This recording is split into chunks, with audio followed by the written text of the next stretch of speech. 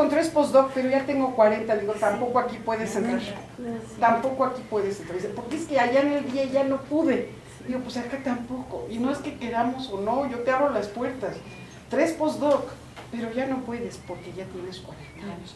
Y es joven, es una persona joven. Entonces, bueno, ahí la dejo, de verdad las felicito y qué bonitos temas trabajan. Muchas felicitaciones. Y Pau. Yo ¿Tu nombre quiero- cuál es? Paulina. Paulina. Bueno, me uno a los agradecimientos por esta charla y la gran cantidad de información y reflexiones que dejan en nosotros. Quisiera hacer 2 comentarios. Uno es una pregunta y va un poco en este último sentido que comentaba la doctora. Sí, soy Rosy llamada. Ajá. ¿Cómo impacta, por ejemplo, en las investigaciones y en la productividad de los nuevos científicos que se están formando el hecho de que las generaciones vean en los posgrados y en los postdoctorados más que una oportunidad para iniciar una carrera, una trayectoria científica, una posibilidad de empleo, al no existir esas posibilidades en sus sociedades? ¿Y cómo impacta esto en la productividad de estos científicos que se están formando? Esa es la primera. Y la segunda que me gustaría retomar, que comentaba la doctora Rocío, es acerca de la edad. Justamente esto y un poco también que tiene que ver con los temas de los filtros para entrar a las instituciones, el acceso a las instituciones de educación superior. No sé si podrían un poco, esa es mi inquietud y bueno, les agradezco. ¿Quieres empezar? Yo me voy a centrar básicamente en la cuestión de la falta de articulación de las políticas, porque me acordé de un tema que es muy presente, que poco se habla, que es, por ejemplo, el problema para reconocer los títulos. En todos los países. Entonces te mandan al exterior y cuando vuelves tienes que estar como esperando años hasta que te reconozcan. Y a veces, bueno, yo sé, creo también que es una política justa de resguardo del país, que no es que todo lo que es hecho en el exterior tiene valor. Entonces, un poco lo puedo comprender, sí, que también, pero a veces está como años, 2 años, 3 años, hasta que el diploma sea reconocido. Entonces, bueno, si me van a mandar a un lugar, me manden a un lugar que va a ser reconocido en la universidad donde estoy yo. Esa es una cosa. Otra cosa también, que hablaba ella, de los proyectos, de los programas de retorno, ¿sí? Hay una de las personas que entrevisté, que es una rumena, me dijo, sí, hay un programa de retorno en mi país de 3 años que te financia para abrir un laboratorio, pero yo no confío, yo no creo, confío en el gobierno de mi país. No sé hasta cuándo va a estar el programa, no sé si me lo van a cortar. Esa es una cosa. Otra es que cuando hay programas de retorno, a veces son temporarios. Entonces, te financió por 3 años y después es por tu cuenta. Bueno, entonces, ¿por qué voy a volver si la oferta que me dan es una oferta de 3 años en un mercado que sé que ya está cerrado? El otro es que a veces, para atraer los investigadores que están en el exterior, en el extranjero, las ofertas son tan buenas que los que se quedan muy enojados cuando vuelven. Dije, mira, yo estuve aquí toda mi vida, tú te fuiste, hice un montón de cosas ahí, vuelve ahora con mucho más beneficio de lo que tengo yo. Claro que eso va a crear como una tensión en el departamento, en el centro, sea donde se pase. Sí, pues sí, a mí también me parece que, bueno, lo que yo he estudiado está, una de las cosas muy interesantes que ha salido es esta, digamos, falta de vinculación institucional que venga desde la propia política, ¿no? O sea, si bien la política de ciencia, investigación, ciencia y tecnología en Ecuador es indudable reconocerla como bien planteada, pero tiene todavía, digamos, posibilidades de ajustarse. Y creo que una de estas es justamente la cuestión de las vinculaciones institucionales. Porque, por ejemplo, a los investigadores Prometeo les exigen, o sea, parte de su compromiso tiene que ser el establecimiento de redes de investigación. O sea, el propio programa, o sea, la Secretaría Nacional de Educación Superior, Ciencia y Tecnología no tiene asignado un presupuesto para dinamizar, digamos, la construcción o consolidación de redes institucionales. Entonces llegan los investigadores y llegan con su red, pero no existen canales para que su red se pueda vincular a la red de la institución. Entonces hay un desperdicio, digamos, de uno de los, digamos, de uno, no quiero decir capitales, pero pues digamos de uno de las posibilidades que tiene el investigador al desarrollarse, ¿no? Un potencial, exactamente, un potencial que está completamente desperdiciado. Entonces, obviamente, ellos siguen reforzando, digamos, a nivel del país y con el país y con las instituciones su propia red, pero no existe la posibilidad de que haya esa vinculación institucional desde la propia política. Eso me parece que es muy importante porque es a través de ese tipo de medidas es que se pueden garantizar ciertas cosas. O sea, por ejemplo, un postdoc está completamente, digamos, en esta ambigüedad que menciona, digamos, en esta figura ambigua, cómo jala a las redes, cómo se vincula con las redes, si realmente no tiene una figura institucional que la respalde, si bien forma parte de un equipo de investigación, pero no tiene un resultado. ¿Cómo vincula su investigación? Hay muchísimos investigadores que vienen con su propia red. ¿Cómo recuperamos esa red para que los propios estudiantes ecuatorianos, por ejemplo, puedan irse a esas universidades? O sea, para que haya efectivamente un intercambio, digamos, medianamente equitativo. O sea, son preguntas que se tienen que ir, digamos, seguir haciendo y reajustando en la política en el caso de Ecuador. Ahora, esta pregunta que decías, ¿cómo impacta en la producción de científicos? A ver, ¿cómo era? ¿Cómo impacta en la productividad científica el hecho de que los estudiantes vean en los posgrados, más que una posibilidad de iniciar su trayecto científico, un reemplazo de la no fuente de empleo que tienen en sus países de origen? Pues mira, yo creo que eso te lo puedo responder, o sea, no es una pregunta concreta que yo haya hecho en mi investigación, pero creo que te lo puedo responder desde la experiencia. Yo creo que, o sea, está muy vinculado, si tú deseas hacer un postdoc, es una estrategia, pero ya dentro de la decisión de un camino que has optado, ¿sí? Es decir, o sea, tú realmente quieres ir por el camino de la academia, ¿sí? Y sabes que en ese camino tienes que cumplir ciertos requisitos y cada vez, o sea, un postdoc es un requisito indispensable para poder mantenerte en la carrera. Entonces yo creo que el campo académico es altamente competitivo, ¿no? Es altamente competitivo y pues eso, ¿qué impacto tiene en la producción? O sea, si te das cuenta, o sea, eso obliga a que cada vez produzcas más sin que necesariamente lo que produzcas tenga calidad. ¿Sí? Y un caso concreto, pues yo creo que es el SNIP, ¿no? Sí. Hay un refrito y luego ya tengo 3 publicaciones y no sé qué. O sea, la producción de un libro, por ejemplo, que te puede tomar 2 años, no tiene la misma validez que publicar 2 papers en revistas indexadas. O sea, ¿cuál es el trasfondo, digamos, de esos dos? O sea, tú como científico, tu ética, ¿dónde está? O sea, ¿qué es lo que tú quieres? ¿Producir un libro? ¿Con qué fines? ¿Cuáles son los fines de divulgación de tu conocimiento, de tu investigación, de lo que has generado, digamos, ¿no? O sea, las posibilidades de acceso de un libro son diferentes a las de una revista indexada. Es sumamente elitista el acceso a una revista indexada y entra en la generación de la mercantilización del conocimiento, ¿no? Entonces, que esa es otra cosa, estamos abonando, digamos, a un sistema capitalista perverso, o sea, desde nosotros mismos, desde nuestro conocimiento. ¿Y por qué? Porque nos obligan a que queremos estar en la carrera, Sí, yo fíjate que allá agregaría algo que tiene que ver un poco con lo que se espera de cada uno de los estatus que están, ¿no?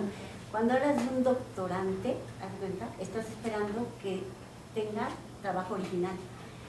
El postdoc a lo mejor se puede dormir en sus laureles un poco porque él tiene a su cargo al doctorante que si no saca algo original no se gradúa.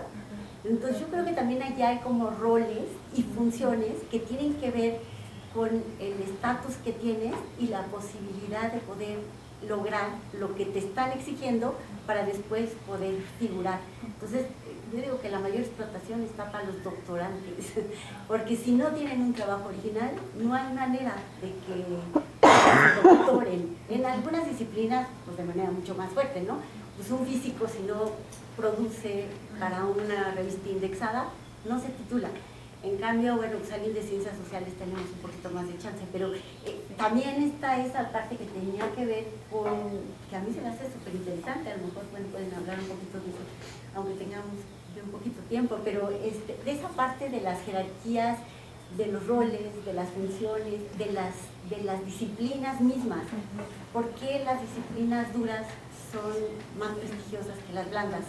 ¿Por qué las disciplinas, por qué, por ejemplo, ser postdoc tiene más responsabilidad, entre comillas, porque tienen a cargo a otros, al menos en bioquímica, por ejemplo, y sin embargo hacen menos que los que pueden ser doctorantes?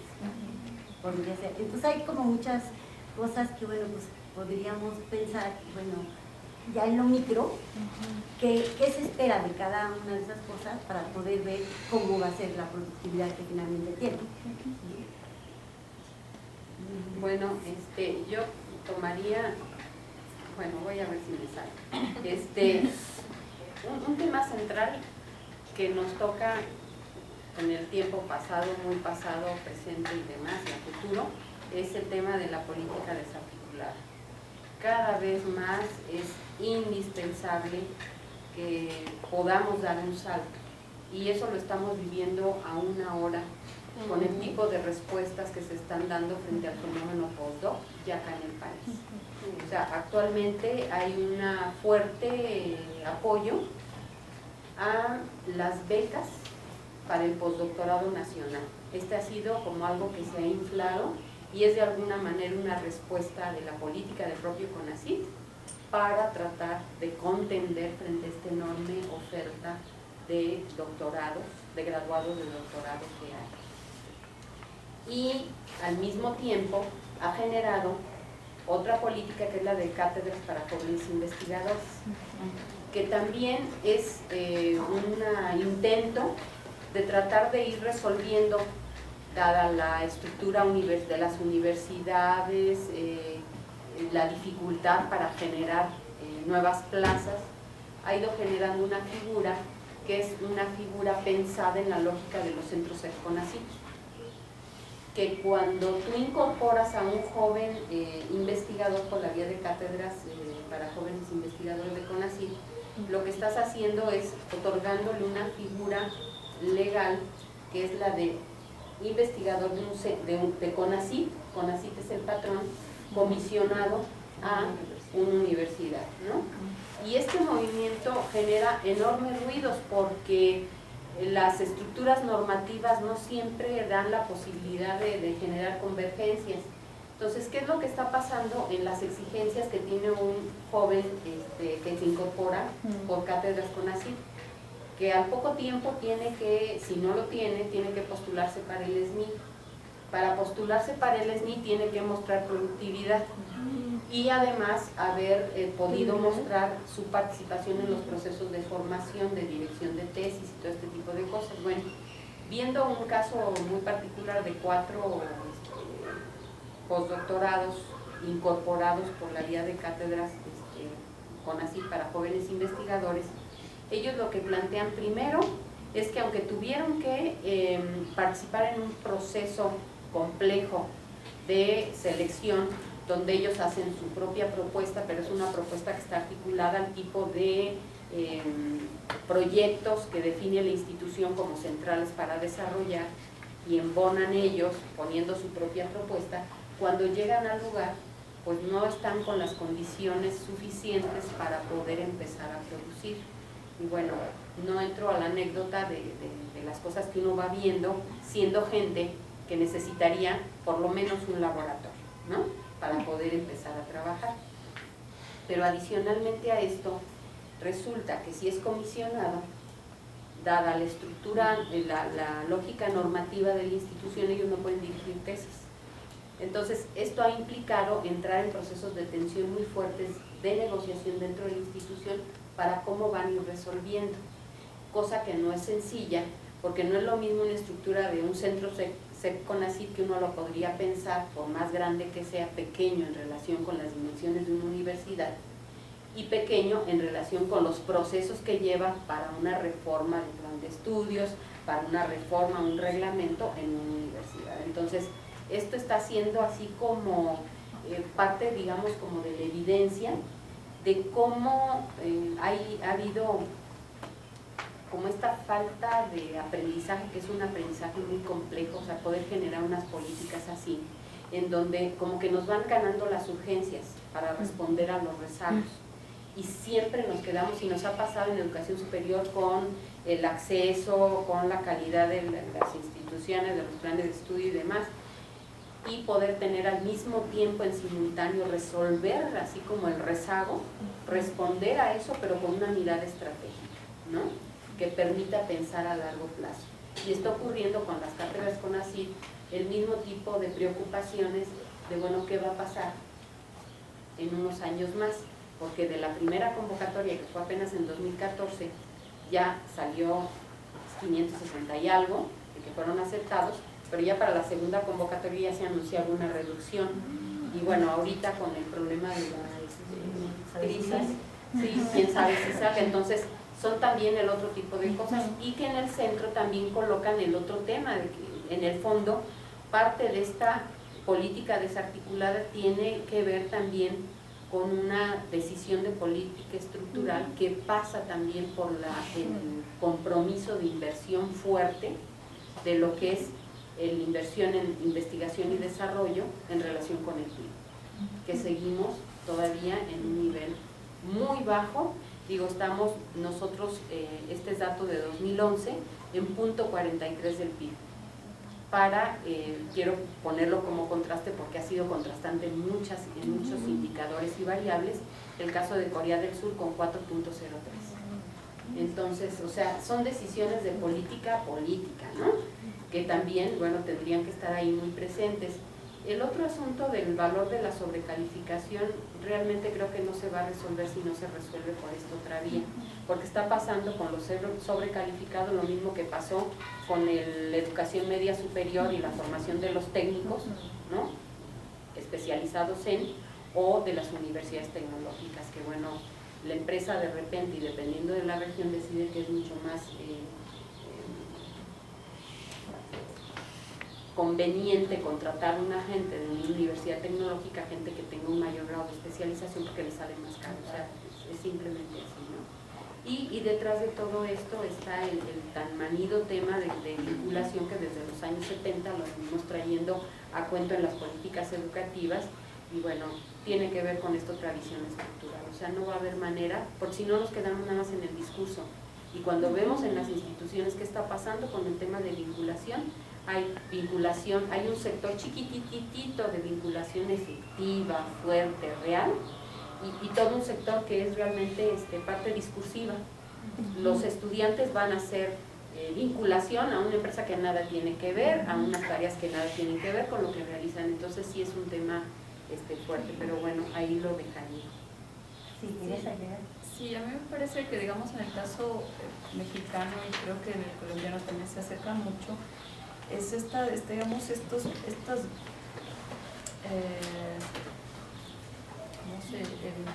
brechas, estos tapones que le van poniendo a los problemas, ¿no?, que no son soluciones, digamos, estructurales, que no son reales, o sea, generan más problemas, o sea, y sustentan el sistema. O sea, por esto de las cátedras CONACYT, en el fondo está, o sea, en el fondo es precarización laboral, o sea, porque te están dando la posibilidad de que hagas algo, pero sin ningún respaldo de seguridad social. O sea, un investigador que puede hacer eso, no tiene luego, termina su cátedra CONACYT y otra vez está en el aire, ¿no? O sea, no ha aportado nada para su jubilación, no tiene ningún respaldo, tiene más años, y los años más productivos en los que los profesionales pueden insertarse y tomar una plaza, o sea, son los que tendría que estar dedicándole digamos, como esfuerzo a las cátedras CONACYT. O sea, me parece que una forma, digamos, realmente de que esto podría ser más serio, digamos, o sea, que podría, no sé, tratar de de encontrar una solución un poco más coherente, que haya cátedras CONACYT en las instituciones donde realmente se puede abrir una plaza posterior para ese investigador. O sea, cosa de que realmente su vinculación, pues en cierta medida esté a prueba, si tiene las capacidades, digamos, para poder insertarse, y que si las cumple pueda insertarse con una plaza y no luego nuevamente esté en el aire, ¿no? Y cada vez juega más y más y más la variable edad. O sea, ya es, o sea, es un filtro discriminatorio, y me parece que podría ser una cuestión de análisis bien interesante. O sea, porque, o sea, por ejemplo, en el caso ecuatoriano, digamos, y creo que en Latinoamérica, con excepciones de donde hay academias más consolidadas, que serían Argentina, Brasil y México, o sea, el promedio de un estudiante que llega a graduarse como de doctorado es más allá de los 30. ¿Sí? Pero ya te está pidiendo que a los 30 ya tengas todo lo que experiencia, postdocs y no sé qué, o sea, no tiene relación con el contexto publicaciones histórico o sea, de la educación en el país. O sea, están pidiendo cosas que son absurdas. O sea, en Europa puede haber otro tipo de parámetros donde los sistemas educativos son en años menores, reducidos, donde uno engancha el doctorado, la maestría y el doctorado muy rápido.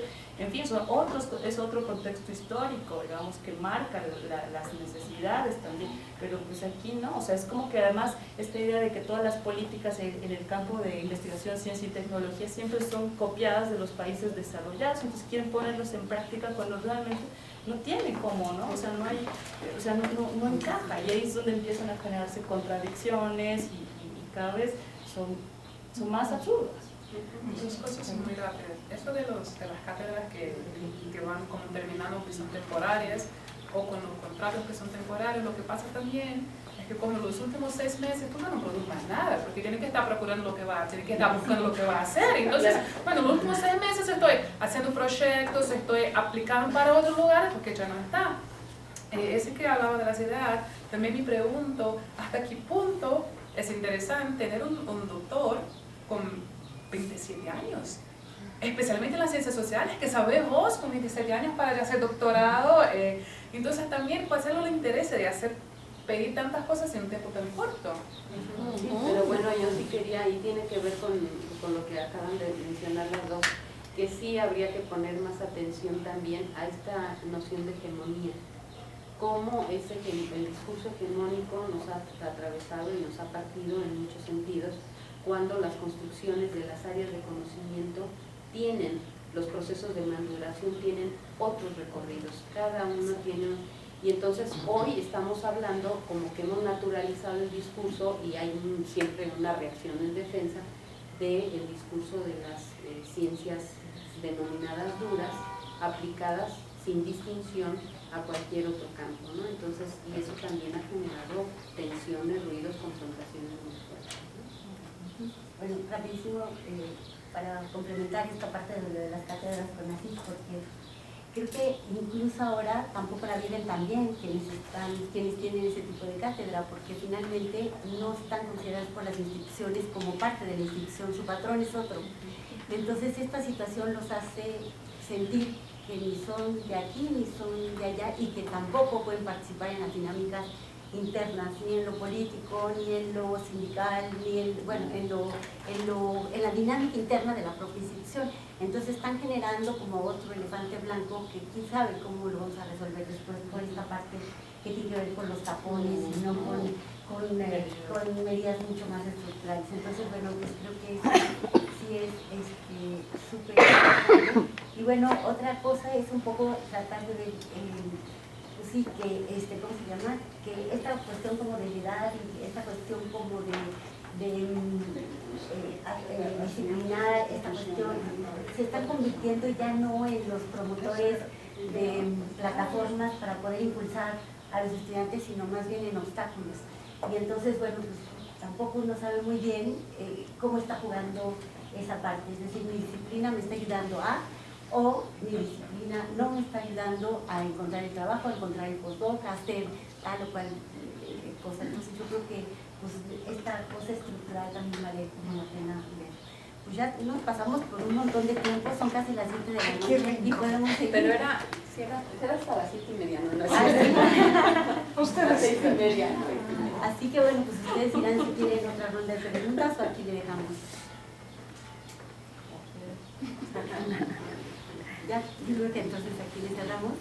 Bueno, pues creo que un aplauso para él.